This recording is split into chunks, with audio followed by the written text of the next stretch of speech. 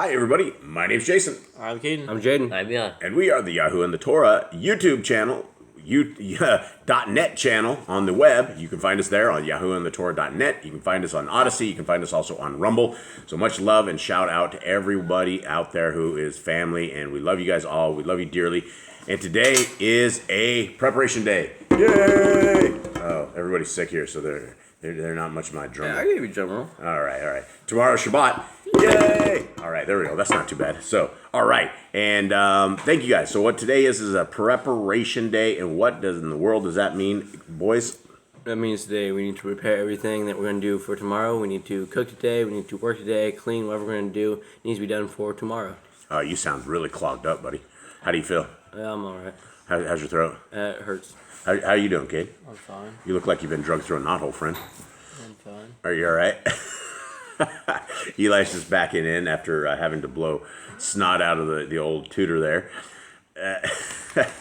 Yeah, you guys are all doomed. The only one at this table here so far that isn't doomed, and Mom, who's in the kitchen. We survived this one so far, so hopefully we don't get plagued by you guys. But we shall see what happens here. All right, and so are you guys ready to roll? Yep. I guess I'd do some more conversation, but you guys are just kind of deathly ill looking. All right, here we go. We are in the second book of Aḍam and Ḥawwah, and this is where it begins. And after the death of Aḍam and Ḥawwah, I guess Ḥawwah died as well, too. I didn't realize she died. But She was still alive last chapter. yeah, she was still alive. She must be dead now. I don't know when that is. But anyway, after the death of Aḍam and of Ḥawwah, Sheth severed his children and his children's children from Cain's children. Cain and his seed went down and dwelt westward, below the place where he had killed his brother Hevel. Okay, this is different because it's like when the days of Aḍam were here, Cain was already gone. He was long gone. He with his sister. So I'm not sure what exactly has dwelt, but we're talking about the end of Sheth is like he lived to be 900 and something years old.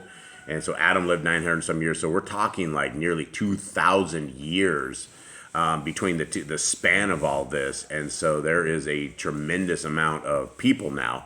In 2,000 years, I mean, you're looking, Well, I don't know if it's like 2,000 years. It'd be more like 1,200. Maybe like more 800 or something like that. What do you mean? Because Aḍam was like 100 years old when he gave birth to Sheth. He was Right. So it's not like 2,000. Right, but we're about más o menos. I mean, we're talking like more or less is we got 2,000 years, 1,800 years, something of the sort. A little lower than that, but you guys get my point, right? Yep. Yeah. All right. But Sheth and his children dwelt northwards upon the mountain of the cave of treasures in order to be near their father Aḍam. And Sheth the elder, tall and good, with a fine soul and of a strong mind, stood at the head of his people, and tended them in innocence, penitence, and meekness, and did not allow one of them to go down to Cain's children. But because of their own purity, they were named children of Elohim, and they were of Elohim, instead of the hosts of messengers who fell, for they continued in praises to Elohim, and in singing psalms unto him, in their cave, cave of treasures.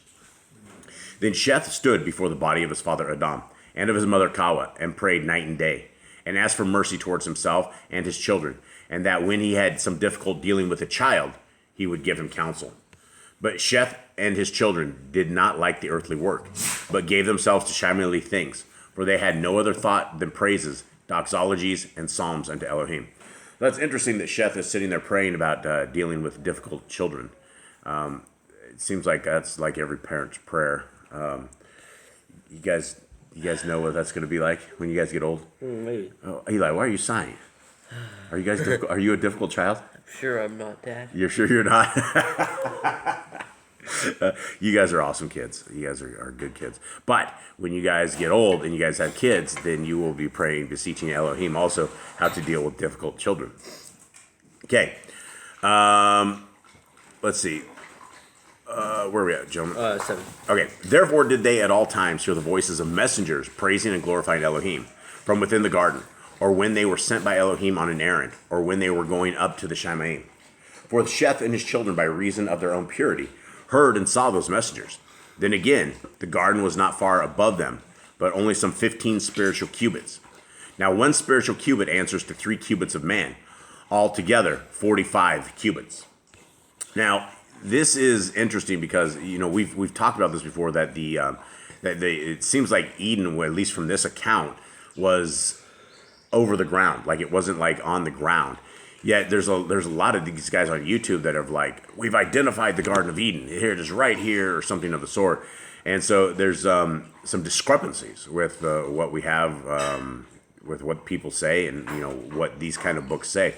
It would make sense that Eden was more of a spiritual topper, like it was above the earth somewhere, I would say. I don't know. Any thoughts, anyone?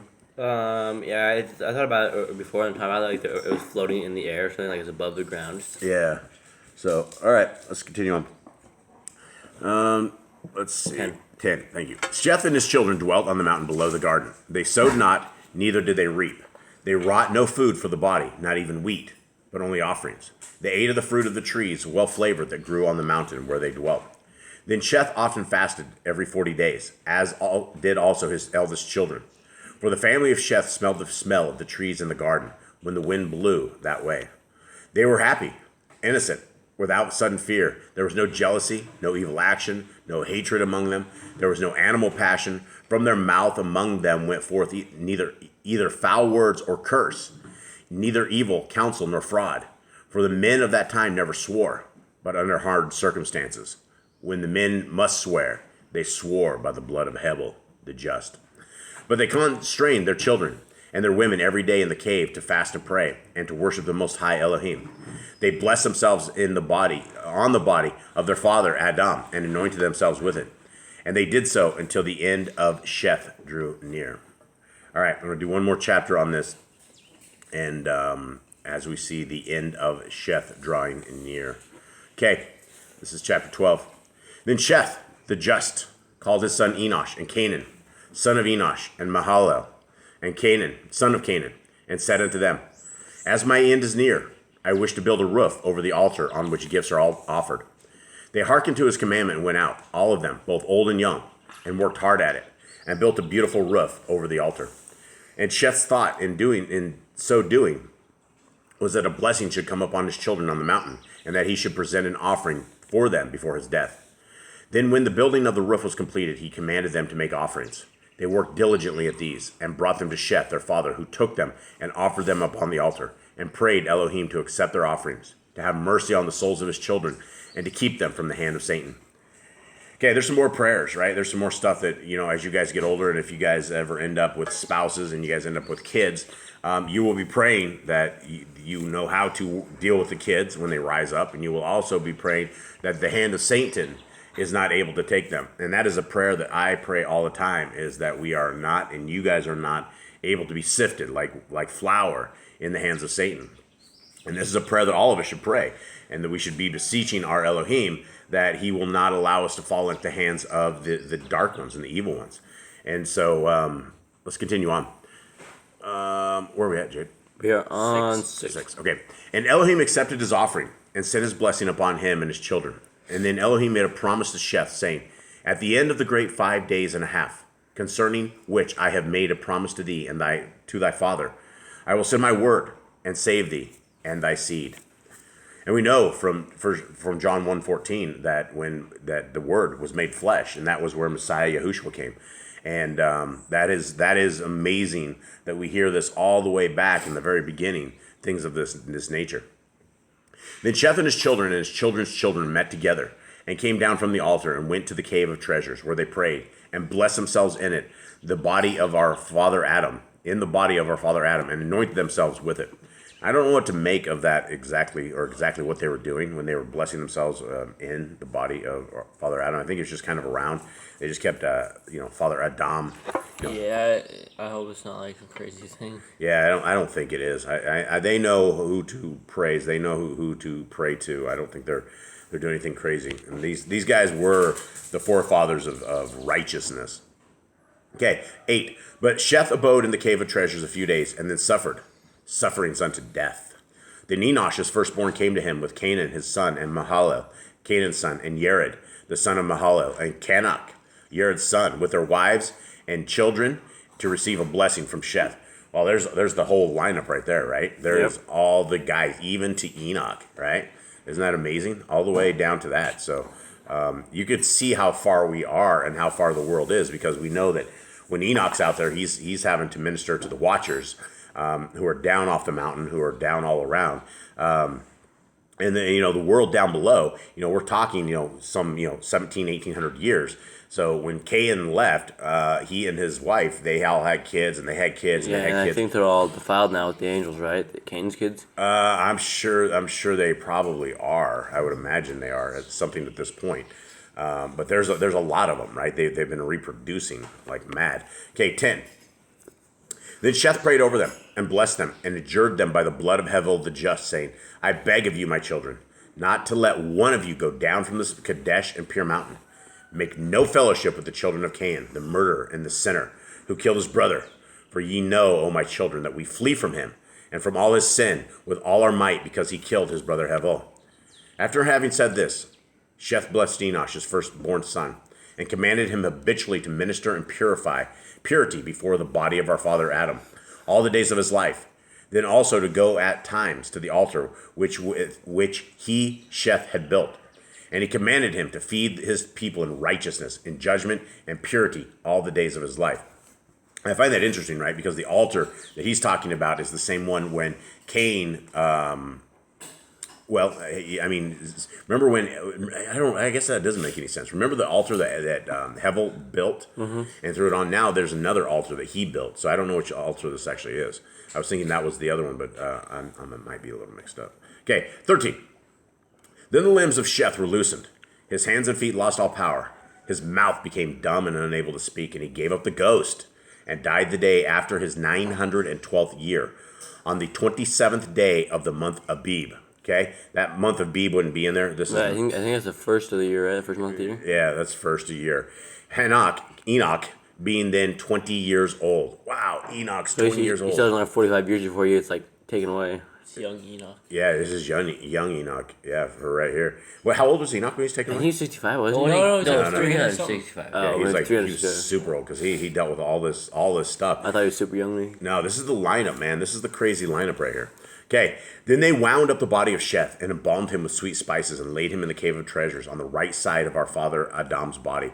And they mourned for him 40 days, and they offered gifts for him, as they had done for our father Aḍam. After the death of Sheth, Enosh arose at the head of his people, whom he fed in righteousness and judgment, as his father had commanded him.